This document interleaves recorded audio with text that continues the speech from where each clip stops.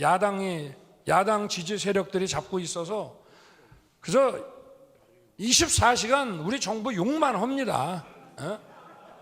아니 뭐 이번에 후쿠시마 거기에 대해서 나오는 거 보십시오.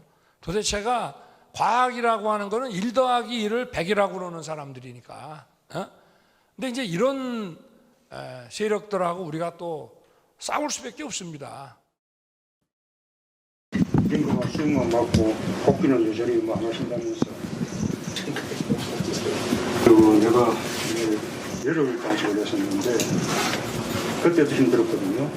근데 지금 뭐 20일이니까 얼마나 힘들까 싶은데 그 마음은 뭐 충분히 우리가 뭐 공감하고 또 같은 마음을 갖고 있는데 그래도 뭐 지금 이게 단식의 진정성이나 결기는 충분히 보였거든요.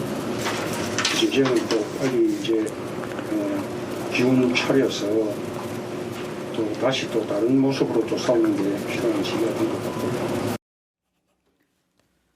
네, 3시 반부터 한 23분 정도 만남을 가졌고 이 대표가 답변하는 건 좀 목소리가 작아서 들리질 않는데 뭐 세상이 망가지고 있는 것 같아서 단식을 할 수밖에 없었다 이런 취지로 이 대표가 또 답을 했다고 하고 문재인 전 대통령 같은 경우에는 이제 이 대표가 혼자의 몸이 아니다. 다른 방식으로 싸우는 게 필요한 시기다.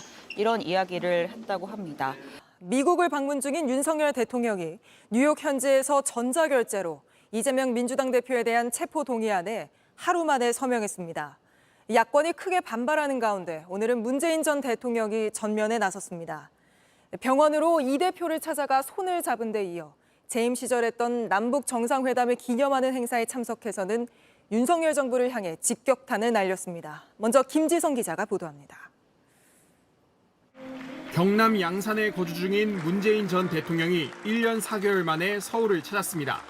9.19 평양 공동선언 5주년 기념식에서 퇴임 이후 처음으로 대중연단에 섰습니다. 메시지는 현 윤석열 정부를 비판하는 데 집중됐습니다. 우선 남북 관계가 파탄났다고 직격탄을 날렸습니다. 언제 그런 날이 있었나 싶을 정도로 파탄난 지금의 남북 관계를 생각하면 안타깝고 착잡하기 짝이 없습니다. 적대 행위를 전면 중단하기로 한 9.19 군사합의를 폐기하려는 현 정부 움직임도 강하게 비판했습니다. 남북 군사합의를 폐기한다는 것은 최후의 안전핀을 제거하는 무책임한 일이 될 것입니다. 윤석열 정부가 안보도 경제도 실패했다는 취지로 조작된 신어란 표현까지 써가며 목소리를 높였습니다. 안보는 보수 정부가 잘한다. 경제는 보수 정부가 낫다. 이런 조작된 신화에서 이제는 벗어날 때가 되었다는 것을 마지막으로 강조하고 싶습니다. 문 전 대통령이 퇴임 뒤 육성으로 현 정부를 비판한 건 처음입니다. 감사원의 통계 조작 의혹 발표 이후 전현 정부 간 충돌이 다시 불거진 상황에서 이례적으로 직접 목소리를 낸 겁니다. 문 전 대통령은 앞서 입원 중인 이재명 민주당 대표의 단식을 만류하면서도 싸워나가야 한다며 현 정부에 각을 세운 발언을 했습니다. 이제 길게 싸워나가야 되고 그리고 이제 또 국면도 또 좀 달라지기도 하고 이제는 또 빨리 이제 기운을 차려서 또 다시 또 다른 모습으로 또 싸우는 게 필요한 시기가 된 것 같고. 다만 문 전 대통령은 이재명 대표 체포 동의안에 대해선 따로 언급하지 않았다고 민주당 관계자는 설명했습니다. JTBC 김지성입니다.